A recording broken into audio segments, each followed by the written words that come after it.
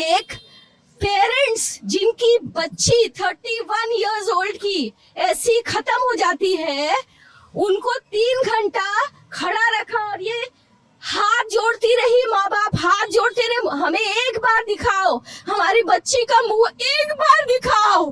हमको नहीं दिखाया गया। 3 घंटा शरीर में कोई कपड़ा नहीं था, पैर दोनों राइट एंगल में मिला गया। दोस्तों, पश्चिमी बंगाल की राजधानी कोलकाता में 8 और 9 अगस्त की रात को यानी करीब 3 बजे आर.जी. कर मेडिकल कॉलेज में एक महिला ट्रेनी डॉक्टर के साथ हुई दरिंदगी की इस घटना ने पूरे देश को शर्मसार कर दिया है। दोस्तों, नाइट शिफ्ट में काम कर रही डॉक्टर के साथ हुई इस हैवानियत ने एक बार फिर से दिल्ली की निर्भया कांड को याद दिला दिया है।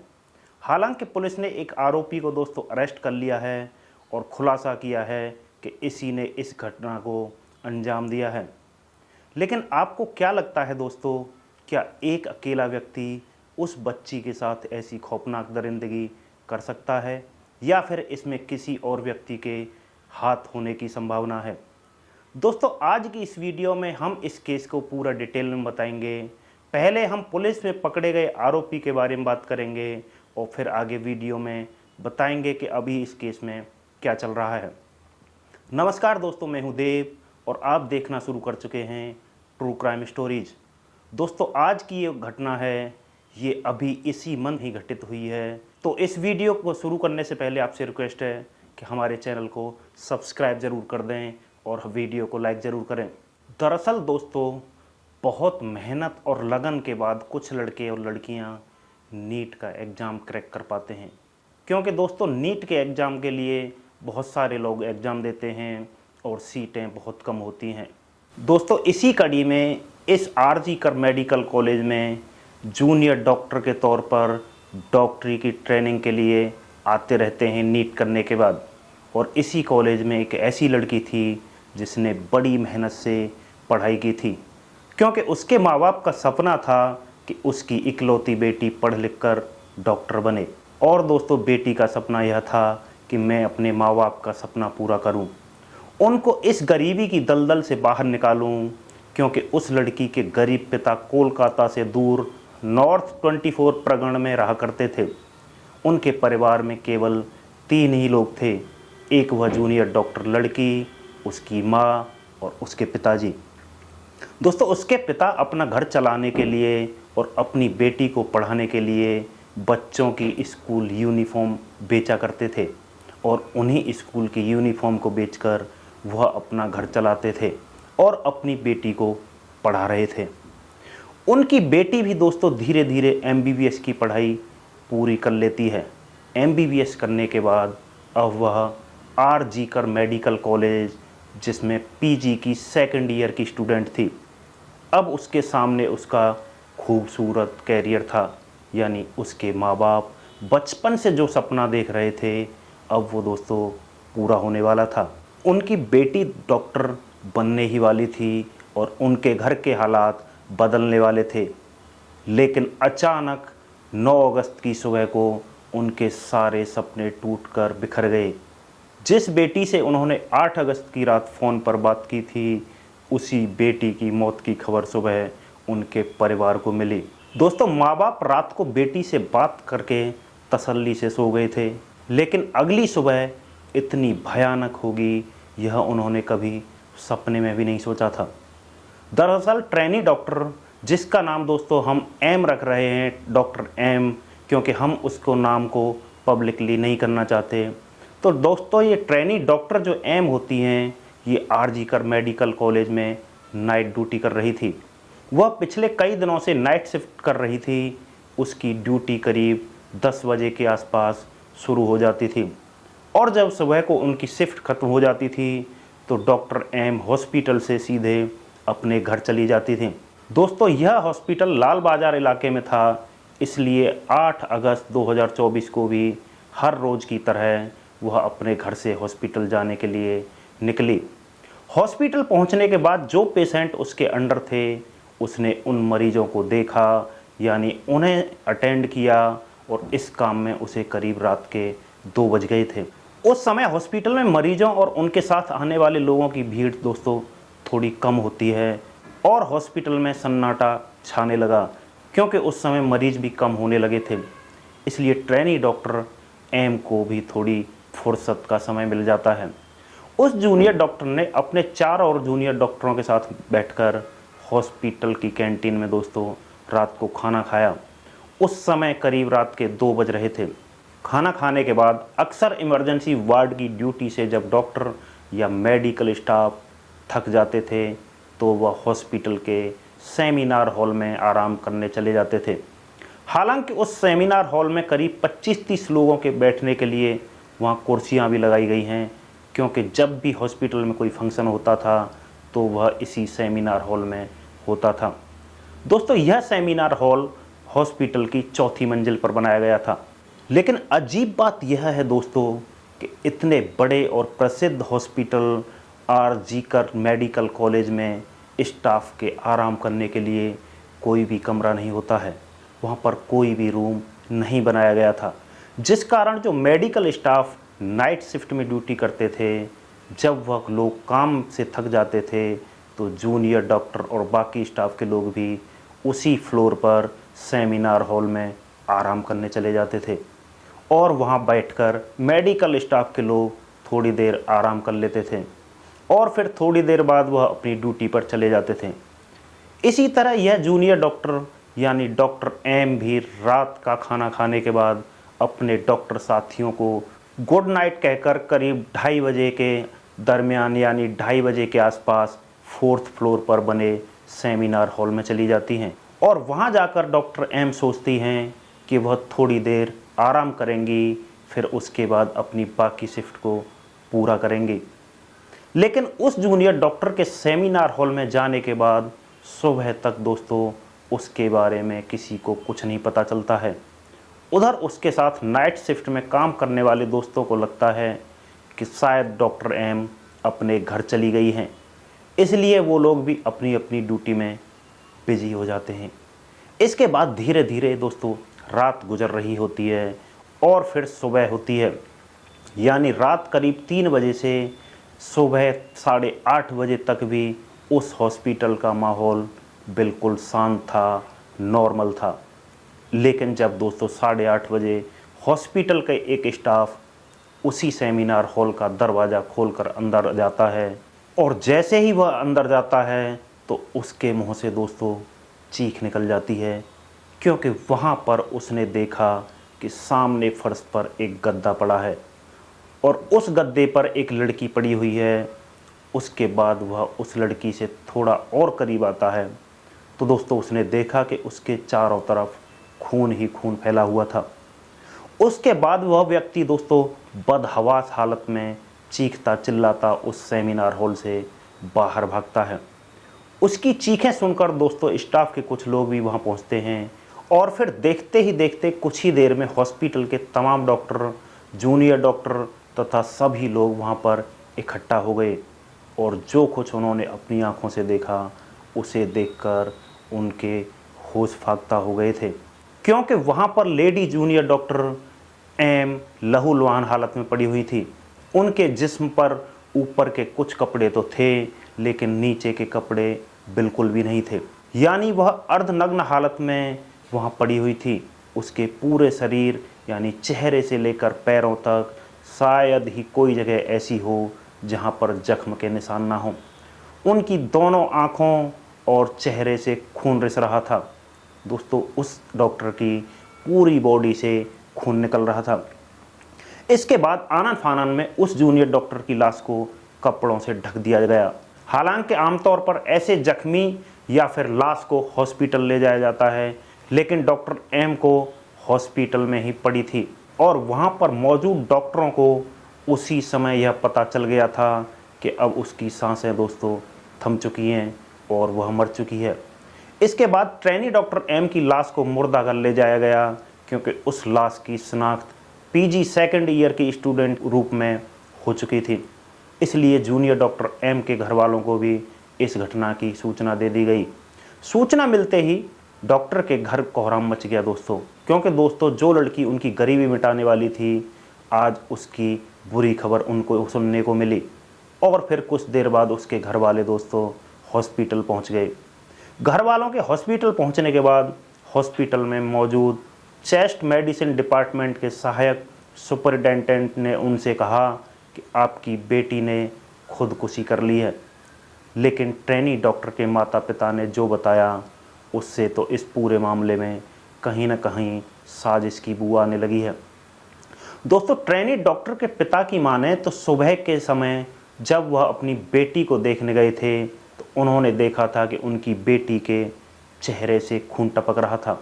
उसका चश्मा भी बुरी तरह से टूटा हुआ था और जब उन्होंने बेटी की लाश के ऊपर पड़े कपड़े को थोड़ा हटाया तो उन्हें उनकी कमर के नीचे के कपड़े नहीं दिखे। लेकिन उस बेटी के साथ इतना कुछ हो जाने के बाद भी उसी हॉस्पिटल के चेस्ट मेडिसिन डिपार्टमेंट का सहायक सुपरिटेंडेंट कहता है कि जूनियर डॉक्टर एम ने तो खुदकुशी की है। यानी एक लड़की जिसके जिस्म पर कोई कपड़ा नहीं है, उसका शरीर सिर से लेकर पैर तक जख्मी है, भला कोई ऐसे में अपनी जान कैसे दे सकता है। खैर, जब यह तमाम बातें चल ही रही थी, थोड़ी देर के अंदर ही अंदर घटना की खबर पूरे हॉस्पिटल में तमाम जूनियर डॉक्टर तक पहुंच गई। और जिन लोगों ने भी उस ट्रेनी डॉक्टर की लाश देखी, उन्होंने पहली नज़र में अंदाज़ा लगा लिया था कि ये सिर्फ कत्ल ही नहीं है बल्कि उसके साथ ज़बरदस्ती हुई है, उसका रेप भी हुआ है। और इसी वजह से सभी जूनियर डॉक्टरों में गम और गुस्से का माहौल पैदा हो गया, क्योंकि यह दरिंदगी एक सरकारी हॉस्पिटल के अंदर एक जूनियर डॉक्टर के साथ की गई थी। लेकिन स्टूडेंटों का गुस्सा अभी भी काबू में था और इस बीच शुरुआती पोस्टमार्टम रिपोर्ट भी आ गई, क्योंकि वह सभी लोग डॉक्टर थे और वो लड़की भी उन्हीं डॉक्टरों में से एक जूनियर डॉक्टर थी। उसके साथ यह सब कुछ हुआ था। शुरुआती पोस्टमार्टम रिपोर्ट से ही उन सबको पता चल गया था कि उस ट्रेनी डॉक्टर के साथ क्या कुछ हुआ है और किस तरह से दरिंदगी की गई है। दोस्तों, पोस्टमार्टम रिपोर्ट के मुताबिक उसकी दोनों आंखों से खून रिस रहा था, उसके मुंह से भी खून बह रहा था, उस ट्रेनी डॉक्टर के प्राइवेट पार्ट से भी खून बह रहा था। दोस्तों, उसके पेट पर बुरी तरह से जख्म के निशान थे, उसका बायां पैर टूटा हुआ था, उसकी गर्दन भी टूटी हुई थी, दाहिना हाथ भी टूटा हुआ था, उसकी रिंग फिंगर भी टूटी हुई थी, होठ जख्मी थे और होठों से भी खून रिस रहा था। उसके जिस्म पर कई जगह दांतों से भी काटा गया था, यानी उस मासूम बच्ची के शरीर को बहुत ही बेदर्दी से नोचा गया था। आगे पोस्टमार्टम रिपोर्ट में यह था कि शायद इन सब के बाद आखिर में गला घोंटकर उसकी हत्या कर दी गई थी। लेकिन इस पोस्टमार्टम रिपोर्ट में भी कई चीज़ें क्लियर नहीं थी। जैसे कि यह तो क्लियर किया गया था कि डॉक्टर एम के साथ ज़बरदस्ती हुई है, लेकिन यह क्लियर नहीं किया गया कि उसके साथ ज़बरदस्ती मौत से पहले हुई थी या मौत के बाद। यह हैवानियत जूनियर डॉक्टर के साथ जिंदा रहते हुए की गई थी या फिर उसकी लाश के साथ की गई थी। खैर, जब यह भयानक पोस्टमार्टम रिपोर्ट डॉक्टरों के सामने आई तो डॉक्टरों का गुस्सा बर्दाश्त से बाहर हो गया और फिर देखते ही देखते पूरे GR कॉलेज के डॉक्टरों ने हड़ताल कर दी। उन सभी डॉक्टरों ने काम बंद कर दिया। सभी जूनियर डॉक्टरों का कहना था कि अगर सरकारी हॉस्पिटल में भी लोग सुरक्षित नहीं हैं तो फिर कहाँ सुरक्षित रहेंगे। इसके बाद धरना प्रदर्शन शुरू हो गया और फिर पुलिस के ऊपर भी दबाव बनाया गया। हालांकि शुरुआत में तो कोलकाता पुलिस ने भी इस केस को यूं ही अनदेखा करने की कोशिश की, लेकिन जब पता चला कि लोग बहुत ज़्यादा गुस्से में हैं तो अचानक मामले को हाथ से निकलता देखकर कोलकाता पुलिस को तुरंत एक स्पेशल टीम गठित करनी पड़ी। इसके बाद इस केस की जांच शुरू की गई। यह मामला चीफ मिनिस्टर तक भी गया, साथ ही पॉलिटिक्स भी इस केस पर शुरू हो गई। और जब पुलिस ने अपनी जांच शुरू की तो फिर धीरे धीरे इस दरिंदगी और कत्ल की कहानी सामने आई। पुलिस ने सबसे पहले उस सेमिनार हॉल से जांच शुरू की थी जहां पर उस ट्रेनी डॉक्टर की लाश मिली थी, क्योंकि उस सेमिनार हॉल के अंदर कोई CCTV कैमरा नहीं था, जिस कारण यह पता नहीं किया जा सकता था कि उस रात सेमिनार के अंदर क्या हुआ था। इसके बाद कोलकाता पुलिस ने पता लगाना शुरू किया कि उस रात जूनियर डॉक्टर कब और कहाँ थी, किस इमरजेंसी वार्ड में उसने ड्यूटी की थी, साथ ही नाइट ड्यूटी में जो जूनियर डॉक्टर उसके दोस्त थे उन सभी चश्मदीदों से भी पूछताछ की गई। पूछताछ में पता चला कि डॉक्टर एम ने आखिरी बार अपने उन्हीं 3-4 दोस्तों के साथ खाना खाया था। इसके बाद उन दोस्तों से भी पूछताछ की गई और इस सारी पूछताछ के बाद पुलिस ने अनुमान लगाया कि करीब 3 बजे के आसपास खाना खाकर वो lady junior doctor seminar hall में आराम करने के लिए गई होगी। हॉस्पिटल के ज़्यादातर डॉक्टर और स्टाफ के लिए वहाँ जाकर आराम करना नॉर्मल बात थी, क्योंकि सेमिनार हॉल के अंदर कोई कैमरा नहीं था। इसलिए पुलिस ने सेमिनार के आसपास लगे कैमरों पर फोकस किया। इत्तेफाक से पुलिस को 2 ऐसे कैमरे मिल गए जो उस सेमिनार के एंट्री और एग्जिट को कवर कर रहे थे।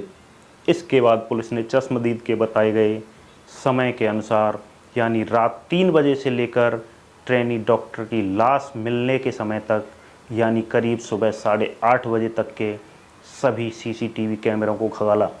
तो बहुत सारे लोग उस सेमिनार हॉल की तरफ जाते हुए दिखाई दिए। उनमें कई नर्स भी थीं, कई जूनियर डॉक्टर भी थे। इसके अलावा कुछ और स्टाफ के लोग भी थे। इसलिए पुलिस के सामने चुनौती यह थी कि उनमें से किस पर शक किया जाए। दोस्तों, काफ़ी सोच विचार के बाद पुलिस ने इसका हल यह निकाला कि उस सीसीटीवी कैमरे में सेमिनार हॉल के सामने से जो लोग नॉर्मल कपड़ों में गुजरते हुए दिखाई दे रहे थे, पुलिस ने उन सभी को अच्छे से चेक करना शुरू किया और साथ ही हॉस्पिटल स्टाफ के जो हेड थे उन सबको बुलाकर सीसीटीवी दिखाना शुरू किया। उनसे कहा गया कि देखिए, इन कैमरों को चेक कीजिए। तो उन सभी कैमरों में सभी लोग ड्रेस में थे सिवाय एक के। हॉस्पिटल स्टाफ से पूछा गया कि ये कौन है, तो उन्होंने कहा कि ये एक सामाजिक कार्यकर्ता है, ये हॉस्पिटल में आता जाता रहता है, उसका काम लोगों की मदद करना है, उनको हॉस्पिटल में भर्ती करवाना है। साथ ही वह व्यक्ति पुलिस वालों के लिए भी काम किया करता था, कोलकाता पुलिस को कुछ इन्फॉर्मेशन देना या फिर उनके कुछ छोटे मोटे काम कर देना। उसके बारे में पूछने पर पता चलता है कि उसका नाम संजय रॉय है। हॉस्पिटल स्टाफ से जब पूछा गया कि संजय रॉय उस रात हॉस्पिटल में क्या कर रहा था, हॉस्पिटल के स्टाफ ने बताया कि संजय रॉय अक्सर रात को यहाँ आता रहता है। कई मरीज जिनको वो भर्ती कराता था, उनको देखने के लिए, उनका हाल चाल पूछने के लिए यहाँ अक्सर आता जाता रहता है। अभी वह लोग इस बारे में बात कर ही रहे थे, तभी अचानक एक पुलिस ऑफिसर की नज़र संजय रॉय के गले पर पड़ी। दरअसल जब घटनास्थल की जांच की गई थी तो उस समय मौका वारदात से जूनियर डॉक्टर की लाश के पास से पुलिस को उसका लैपटॉप, मोबाइल फ़ोन के अलावा उस जगह पर एक ब्लूटूथ मिला था। पहले तो पुलिस अंदाज़ा लगा रही थी कि शायद यह जूनियर डॉक्टर का ही है, क्योंकि उसका मोबाइल भी वहीं पर गिरा हुआ मिला था। लेकिन जब उसको ब्लूटूथ से कनेक्ट करने की कोशिश की गई तो वह जूनियर डॉक्टर के फ़ोन से कनेक्ट नहीं हुआ। हालांकि दोस्तों, उस दौरान भी पुलिस ने बहुत सारे लोगों के फ़ोन से उस ब्लूटूथ को कनेक्ट करने की कोशिश की थी, लेकिन उस समय वह किसी भी फ़ोन से कनेक्ट नहीं हुआ था। लेकिन अब सीसीटीवी फुटेज में अचानक पुलिस की नज़र संजय रॉय पर पड़ गई, जो करीब 3 से 3:20 के आसपास सेमिनार हॉल की तरफ जाता है और उसको चलने से लग रहा था कि वह लड़खड़ा रहा है, शायद वह नशे में था। लेकिन सबसे बड़ी चीज़ जिस पर पुलिस की नज़र पड़ी वह यह था कि जब वह वहाँ से गुजर रहा था तब उसके गले में ब्लूटूथ नज़र आ रहा था। लेकिन जब वह सेमिनार हॉल से बाहर निकल रहा था तो उस समय उसके गले में ब्लूटूथ नहीं था। लेकिन ठीक उसी तरह की एक ब्लूटूथ पुलिस ने उस महिला डॉक्टर की लाश के पास से बरामद की थी और चेक करने पर पता चला था कि वो ब्लूटूथ डॉक्टर का नहीं था। और इससे यह तो साफ हो ही गया था कि जिस व्यक्ति का वह ब्लूटूथ है, कातिल भी वही हो सकता है। इसके बाद सीसीटीवी कैमरे के आधार पर जितने भी लोगों को चिन्हित किया गया था, पुलिस ने उन सबको फ़ोन को ब्लूटूथ से कनेक्ट करने की कोशिश की, लेकिन फिर भी कोई सफलता नहीं मिली। अब जब संजय रॉय का चेहरा सामने आता है तो हॉस्पिटल के स्टाफ ने बताया कि वह अक्सर यहाँ आता जाता रहता है। इसके बाद कोलकाता पुलिस तुरंत संजय रॉय को अरेस्ट कर लेती है। संजय उस समय भी नशे में था और जब पुलिस उससे पूछताछ कर रही थी, उनसे सवाल पूछे जा रहे थे और जब वह जवाब कुछ और दे रहा था। लेकिन पुलिस को जो ब्लूटूथ घटना स्थल से मिला था, एक पुलिस वाला उस ब्लूटूथ को संजय के मोबाइल से कनेक्ट करने की कोशिश करता है, तो वह ब्लूटूथ संजय के फ़ोन से दोस्तों तुरंत कनेक्ट हो जाता है। इसके बाद जब उसका नशा उतरता है तो पुलिस उससे पूछताछ करती है, साथ ही उसके मोबाइल को भी चेक किया जाता है और यह पता लगाया जाता है 8 और 9 अगस्त को वह कहाँ गया था। पुलिस उससे पूरे डाटा खंगाल रही थी और फिर पुलिस यह खुलासा करती है कि उस जूनियर डॉक्टर का कातिल और रेपिस्ट कोई और नहीं बल्कि यही संजय रॉय है। पुलिस के मुताबिक 8 अगस्त की रात को संजय हॉस्पिटल में पहुंचता है। इसके बाद वह हॉस्पिटल के पीछे एक सुनसान जगह बैठकर देर रात तक शराब पीता है और फिर हॉस्पिटल में इधर उधर घूमता रहता है। पुलिस का मानना था कि संजय सीसीटीवी कैमरे में उस तरफ जाता हुआ दिखाई दे रहा था जिस तरफ सेमिनार हॉल है और फिर करीब 40 मिनट बाद वहां से निकलता हुआ दिखाई दे रहा है। और इसका मतलब यह है कि उस रात जो कुछ भी हुआ उन 40 मिनट में हुआ और वह ब्लूटूथ आरोपी को पकड़ने के लिए पुलिस के पास सबसे बड़ा सबूत था, क्योंकि दोस्तों वह ब्लूटूथ मौका वारदात से बरामद हुआ था। और सबसे बड़ी बात यह कि संजय के गले से सेमिनार की तरफ जाते हुए वो ब्लूटूथ था, लेकिन वापस आते हुए नहीं था। यानी जब उसका ब्लूटूथ गिरा था तो उस समय वह होश में नहीं था। इसके बाद संजय रॉय को अरेस्ट कर लिया जाता है, लेकिन जब उसके मोबाइल को अच्छे से चेक किया गया तो उसके मोबाइल में पॉर्न फिल्मों के अलावा कुछ भी नहीं था, जिससे उसकी मानसिकता का पता चलता है कि वह शराब के साथ साथ पॉर्न फिल्में देखने का भी आदी है और इतनी शराब पीता है कि वो होश में ही नहीं रहता। इसके बाद जब उसके फैमिली बैकग्राउंड को खंगालने की कोशिश की गई तो पता चला कि उसकी एक माँ है, लेकिन वह अपनी माँ का भी ख्याल नहीं रखता है। उसकी एक बहन भी है, लेकिन बहन उसकी बुरी आदतों की वजह से उससे कोई वास्ता नहीं रखती है। संजय रॉय ने 4 शादियां की हैं, जिनमें से 3 पत्नियां उसकी बुरी आदतों और हरकतों की वजह से उसे छोड़कर भाग गई हैं, जबकि चौथी पत्नी की किसी बीमारी के चलते 1 साल पहले मौत हो गई थी। बहुत से लोग और रिश्तेदार तो यही समझते थे कि वह पुलिस में नौकरी करता है, क्योंकि उसने सबको यही बता रखा था कि वह पुलिस डिपार्टमेंट में है, जबकि वह पुलिस के लिए एक तरह से मुखबिर का काम करता था। इधर संजय रॉय को अरेस्ट करने के बाद कोलकाता पुलिस ने खुलासा किया कि इस केस को सॉल्व कर लिया गया है, लेकिन अब इस बात की भी जांच कर रहे हैं क्या इस पूरे घटनाक्रम में वह अकेला था, क्योंकि आरजी कर कॉलेज के सभी जूनियर डॉक्टरों का कहना था कि डॉक्टर एम एक होनहार हष्ट-पुष्ट लड़की थी, जबकि संजय राय एक दुबला पतला सा व्यक्ति है। और सबसे बड़ी चीज़ जो है इस बात की तरफ इशारा करती है कि इस दरिंदगी में संजय अकेला नहीं था, बल्कि उसके साथ और भी कई लोग होंगे, क्योंकि उस समय संजय नशे में धुत था, उससे तो ठीक से चला भी नहीं जा रहा था। तो क्या ऐसे में अकेला ही उसने ट्रेनी डॉक्टर पर काबू पा लिया था?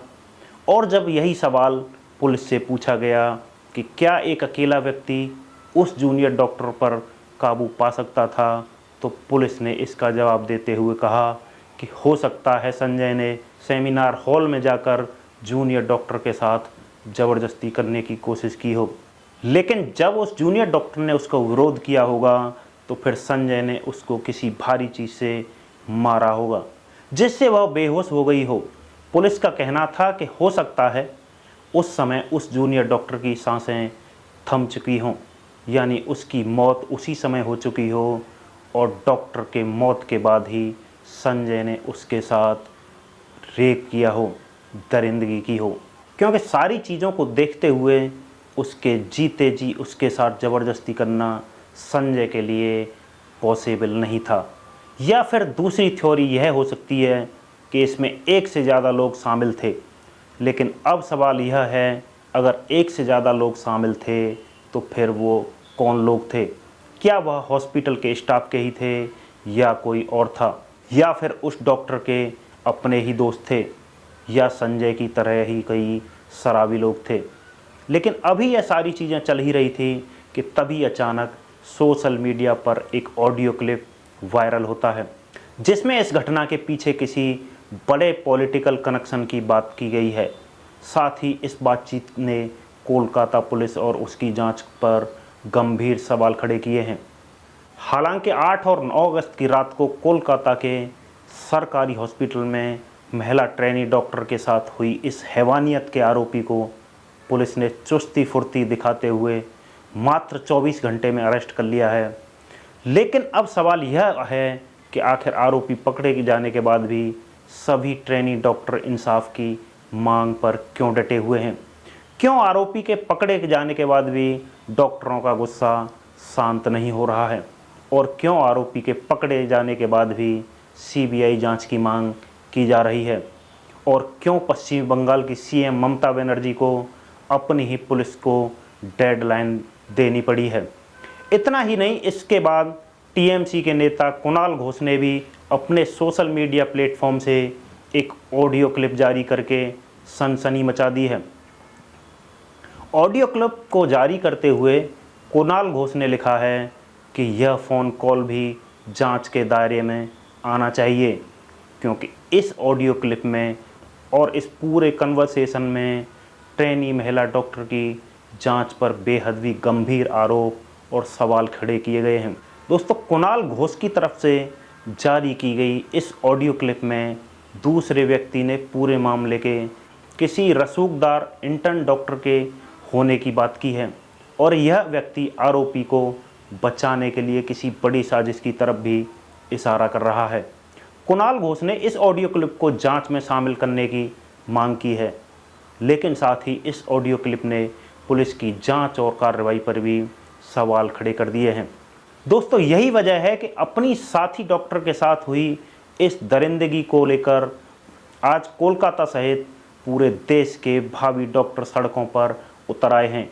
लेकिन जिस तरह की शुरुआत से लेकर अब तक पुलिस को इस मामले में भूमिका रही है, उस पर डॉक्टरों द्वारा काफ़ी सवाल खड़े किए गए हैं, क्योंकि जिस तरह से कई बड़े अधिकारियों ने ट्रेनी डॉक्टर के परिवार वालों से संपर्क करके यह कहा था कि आप सेटलमेंट कर लीजिए, अब वह लोग किस तरह से सेटलमेंट करना चाहते हैं यह बात समझ में नहीं आती है।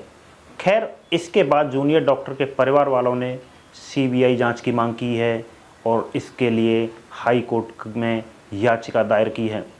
इसके बाद यह मामला दोस्तों हाई कोर्ट में पहुंचता है। हाई कोर्ट ने भी इस मामले को बड़ी ही गंभीरता से लिया है, क्योंकि अब पुलिस पर हाई कोर्ट को भी भरोसा नहीं है और ना ही ट्रेनी डॉक्टर के परिवार वालों को भरोसा है, और कहीं ना कहीं पूरे देश को भी पुलिस पर भरोसा नहीं है। इसीलिए कोलकाता पुलिस ने कल सुबह यानी 14 अगस्त को ही यह केस सीबीआई को सौंप दिया था। यानी अब इस केस में आगे की जांच सीबीआई कर रही है। वहीं बात अगर सीबीआई की करें तो सीबीआई ने भी इससे पहले अपने सारे मामलों में जांच पड़ताल की है, लेकिन सीबीआई द्वारा भी किसी मामले का इतनी आसानी और इतनी जल्दी से खुलासा नहीं हो पाता है। खैर, अभी यह मामला चल रहा है, लेकिन अब सवाल यह है कि क्या सीबीआई इस मामले की जांच इतनी जल्दी कर पाएगी या नहीं कर पाएगी, या फिर यह मामला भी सुशांत सिंह राजपूत की तरह ठंडे बस्ते में डाल दिया जाएगा। दोस्तों, इस घटना ने पूरे देश को झकझोर कर रख दिया है, क्योंकि कुछ दिन पहले ऐसी ही घटना दिल्ली में हुई थी, जिसे निर्भया रेप केस या निर्भया कांड के नाम से जाना जाता है। ऐसी ही घटना की पुनरावृत्ति ये कोलकाता में हुई है। दोस्तों, अभी एक केस सीबीआई को सौंप दिया गया है। आप हमें कमेंट करके बताएं कि क्या सीबीआई इस केस को सुलझा पाएगी, और कमेंट करके ये भी बताएं क्या इस केस में एक से ज़्यादा लोगों के शामिल होने की आपको क्या संभावना लगती है? दोस्तों मिलते हैं किसी ऐसी ही एक और कहानी के साथ, किसी दूसरी क्राइम स्टोरी के साथ। तब तक के लिए नमस्कार, बाय बाय। अपना और अपनों का ख्याल रखें।